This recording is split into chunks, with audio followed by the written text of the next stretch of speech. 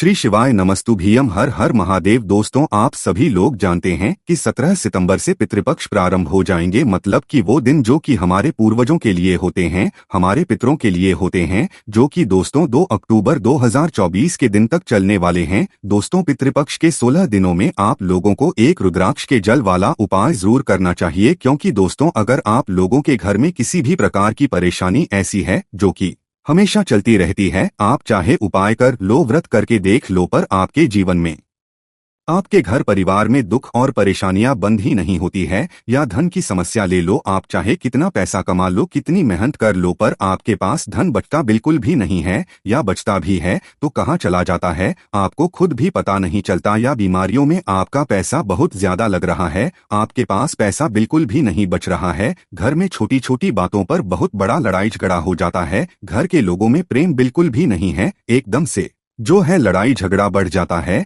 और फिर बड़ी बड़ी बातें हो जाती है। इसी तरह से दोस्त तो आप लोग के घर में भी इस तरह की कुछ जो है बातें होती रहती है, तो आप ये मानकर चलो कि आपके पितृ आपसे प्रसन्न नहीं है। और दोस्तों, पूरे साल भर में अगर हमारे पितृ को हमें प्रसन्न करने का मौका मिलता है तो वो सिर्फ और सिर्फ पितृपक्ष के 16 दिनों में मिलता है। ये वो दिन होते हैं जिन दिनों में अगर हमारे पितृ हमसे नाराज भी है, भले ही वो कितना ही नाराज है, हमने उनके लिए कभी कुछ ना किया हो, पर पितृपक्ष के 16 दिनों में अगर उनके लिए छोटी से छोटा उपाय भी कर लेते हैं, उनके लिए थोड़ा सा काम भी कर लेते हैं, तो वो हमसे प्रसन्न हो जाते हैं। और जब हमारे पितृ हमसे प्रसन्न होते हैं ना, तो वो हमको इतना कुछ देते हैं जिसकी हम कभी कल्पना भी नहीं कर पाते, क्योंकि पितरों का आशीर्वाद हमारे घर परिवार के ऊपर होना बहुत ज्यादा जरूरी है। अगर पितृ का आशीर्वाद नहीं होता है, वो हमसे दुखी होते हैं, हमारे परिवार से दुखी होते हैं, तो भाई वो फिर हमारे साथ में, मतलब वो हमें नहीं करते हैं, वो दुखी होते हैं तो हमारे साथ में अपने आप ही बुरा होना चालू हो जाता है।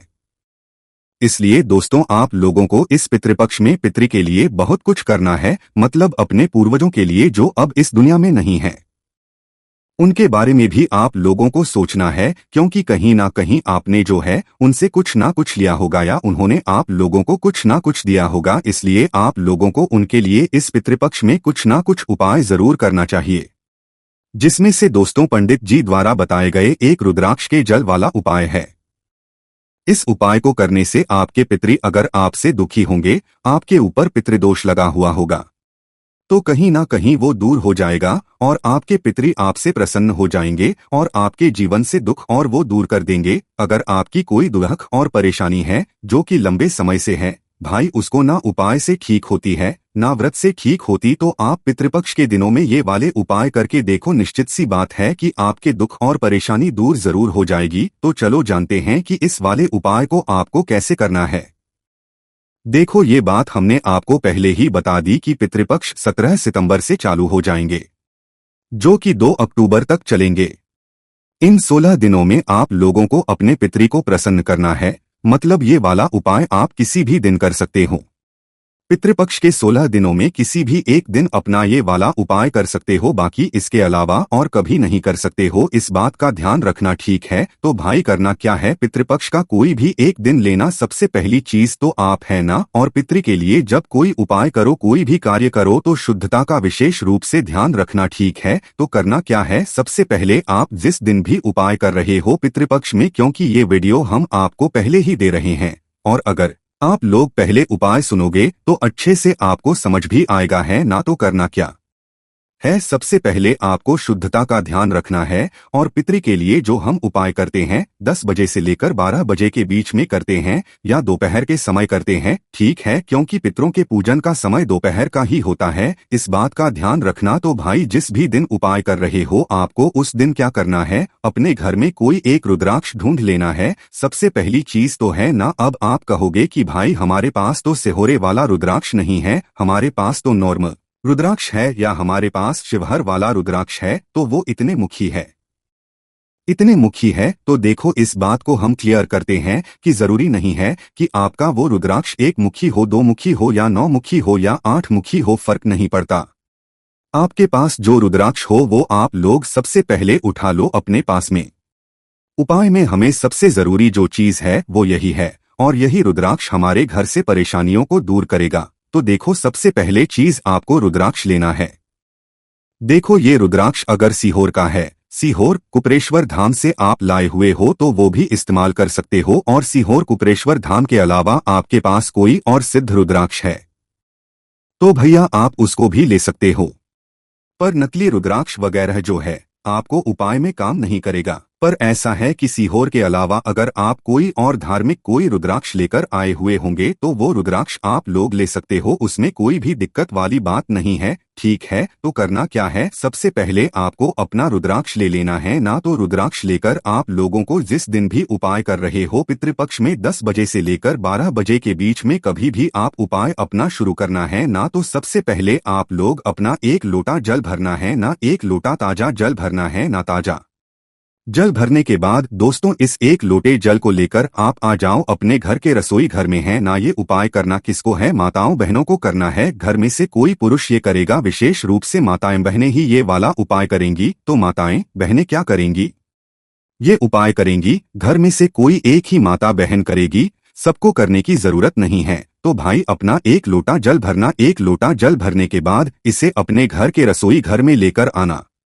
अपने घर के रसोई घर में लाने के बाद दोस्तों आपका एक स्थान होगा, पानी पीने वाला स्थान है, मतलब जहां पर आप लोग मटका रखते हो, गुंडे रखते हो, पीने का पानी वाला स्थान जो भी हो वहां पर आप लोगों को देखना है। क्योंकि आजकल तो लोगों के घर में वो स्थान ही नहीं होता है, उन्होंने अपने घर में पितृ का स्थान ही नहीं देकर रखा है, क्योंकि रो वगैरह सब कुछ लगाकर रखे हुए हैं। तो भाई वहां पर कोई पितृ का स्थान नहीं माना जाता है। पितृ का स्थान वो स्थान माना जाता है जहां पर परिंदा रखा हो, मटका रखा हो, कोई गुंड वगैरह रखा हो, जहां से आप लोग निरंतर पानी पीते रहे हो। निरंतर भी ना पिए तो कभी कभार उस जगह से पानी आप लोग पीते मतलब पीते रहते हो, तो ऐसी जगह आप लोग अपने घर के रसोई घर में जरूर बना। वैसे तो ज्यादातर लोगों के घर में ऐसा एक स्थान जरूर होगा, क्योंकि वो स्थान आपके पितृ का होता है। तो भाई आपको क्या करना है, उस जगह पर एक जगह बना लेना है, नहीं है तो बना लेना, और जिनके पास वो जगह है तो भाई आपको अपने उस जगह पर चले जाना है।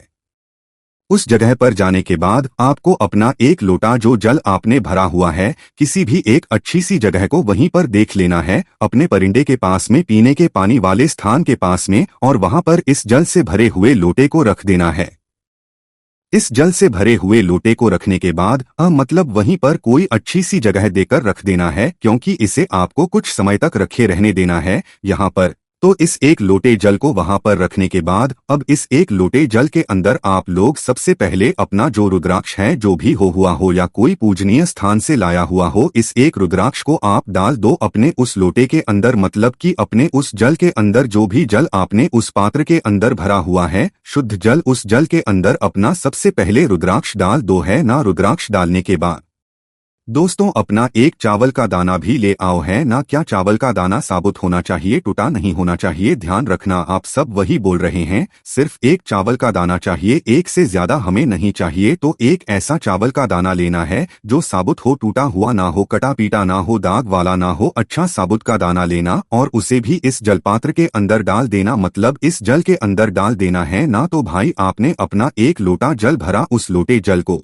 परिंदे के पास में रखा, उसके अंदर 1 रुद्राक्ष डाला और 1 चावल का दाना डाल दिया।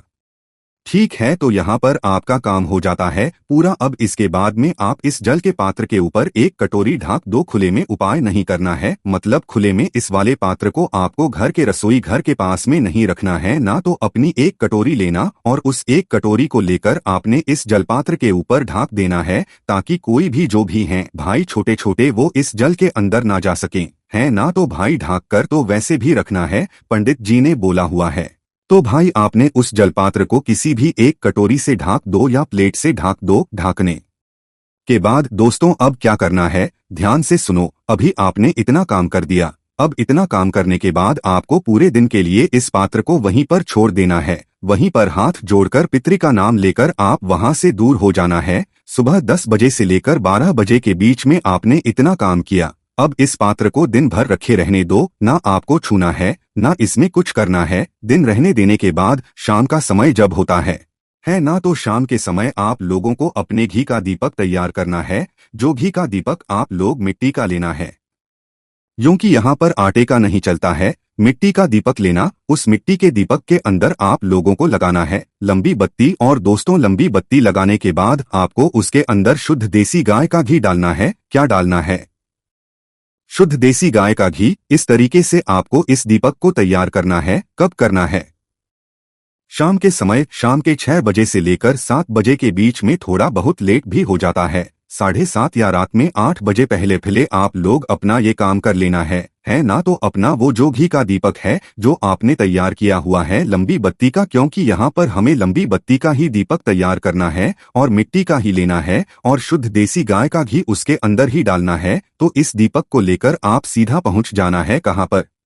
आपने उसी परिंदे के पास में जहां पर आपने अपने 1 लोटे जल को सुबह के समय भरा हुआ होगा, जो आपने आपको काम करने के लिए बताया हुआ है वो करा होगा। तो उस जगह पर पहुंचने के बाद आपको सबसे पहले क्या करना है? इस दीपक को जलाना है। क्या करना है? इस दीपक को जलाना है। दीपक जलाने के बाद दोस्तों अब आप लोगों को इस दीपक को वहां पर अपने पितरों का नाम लेते हुए वहीं पर परिंदे के पास में जो आपने लोटा भरा हुआ है उसके पास में कहीं पर अच्छे से रख देना है ना। दीपक को जैसे ही आप लोग जला देते हो उसके बाद में दोस्तों आपने जो जल लिया होगा, जो जल का लोटा आपने अपने सामने रखा हुआ होगा सुबह के समय, उसके ऊपर आपने कटोरी भी ढांकी हुई है ना ढकी हुई है ना। तो भाई करना क्या है? अब आपको अपने सीधे हाथ की हथेली लेना है और सीधे हाथ की हथेली को उस ऊपर वाली कटोरी से टच करना है ना। क्या करना है? टच करना है। आपने जो ऊपर वाली कटोरी रखी हुई है आपको लोटे को टच नहीं करना है। जो आपने उस लोटे को ढकने के लिए कटोरी या प्लेट जो भी रखा हुआ है भाई उसको आपको टच करना है। और टच करने के बाद आपको किसी भी एक भगवान का नाम लेना है, चाहे शिव जी का ले लो, चाहे राम जी का ले लो, चाहे जिनको आप विशेष रूप से मानते हो भाई उन भगवान जी का एक बार नाम ले लो। उनका नाम लेने के बाद आप अपने पितरों का स्मरण कर लो। पितरी का स्मरण करने का मतलब ये होता है कि आप अपने पूर्वजों का जो भी आपके बड़े बूढ़े होंगे भाई उनका आप थोड़ा सा ध्यान कर लो कि हाँ ये हमारे और इनके लिए हम कुछ कर रहे हैं। तो भाई भगवान का नाम लेकर और पितरी का नाम स्मरण करते हुए उसके बाद में आप लोगों को अपना हाथ वहां से हटा लेना है। हाथ वहां से हटाने के बाद दोस्तों क्या करना है आप लोगों को कि इस काम को अभी यहीं पर आप लोगों को रोक देना है। मतलब अभी भी यहाँ पर उपाय हमने आधा कर लिया है, अब आधा जो उपाय है दोस्तों वो अगले दिन सुबह के समय होगा।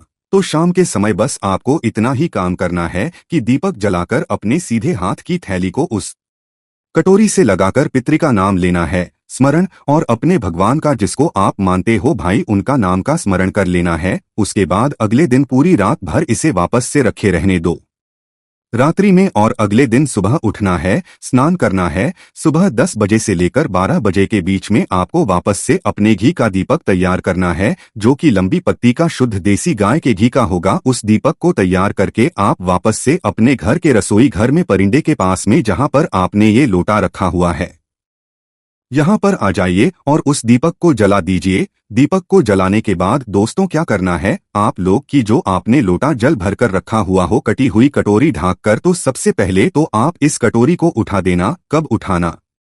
जब आप दीपक सुबह के समय जला दो। 10 से 12 बजे के बीच में ये उपाय आपको पूरा करना है। अगले दिन तो भाई उस कटोरी को ऊपर से उठा लेना। ऊपर से उठाने के बाद उस कटोरी को साइड में रखना और इस 1 लोटे जल को लेना और सीधा पहुंच जाना भगवान शिव जी के मंदिर में। आपको रुद्राक्ष नहीं निकालना है, चावल का दाना नहीं निकालना है, जैसा है लोटा जल वैसे ही लेकर जाना है। शिव जी के मंदिर पहुंच जाना है। अपने घर के पास में जो भी शिव मंदिर हो, शिवजी के मंदिर पहुंचकर के पास में आकर आपको इस 1 लोटे जल को रुद्राक्ष के साथ में शिवलिंग पर चढ़ा देना है ना। ऐसा नहीं कि हाथ से रुद्राक्ष निकालकर हाथ से चावल निकालकर शिवलिंग पर चढ़ाओ, जल के साथ साथ में रुद्राक्ष और चावल चढ़ जाए। इस तरीके से आप अपना जो 1 लोटा जो जल है वो जो आप अपने घर से लेकर आए हुए हो उपाय का शिवलिंग पर चढ़ा देना है। शिवलिंग पर जब जल चढ़ जाता है तो भी कुछ समय भगवान के नाम का जाप करना, अपने पितरों के लिए भगवान से प्रार्थना करना, शिवजी के नाम का जाप करना है, पितरी के लिए प्रार्थना करना। और प्रार्थना करने के बाद जो आपने जल चढ़ाया उस जल में भी था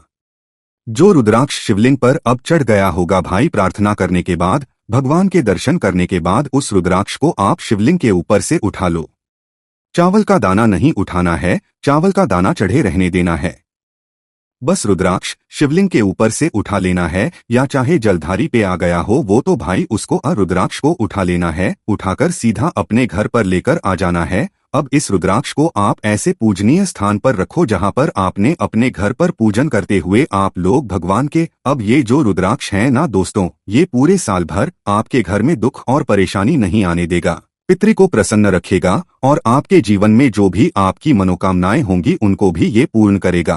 तो इस रुद्राक्ष को जो है आप अपने घर पर रखना और फिर देखना कि कितना बड़ा आपके साथ काम होता है। इस रुद्राक्ष को आप आगे भी काम में ले सकते हो, कोई दिक्कत वाली बात नहीं है। दोस्तों, इस वाले उपाय में आपको रुद्राक्ष का विशेष रूप से ध्यान रखना है और यहाँ पर हमारा ये वाला उपाय पूरा हो जाता है। इस उपाय को करने में अगर आपको कोई भी दिक्कत, समस्या, परेशानी आती है तो आप हमसे कमेंट करके पूछ सकते हैं, आपको जवाब मिल जाएगा। श्री शिवाय नमस्तुभ्यं। हर हर महादेव।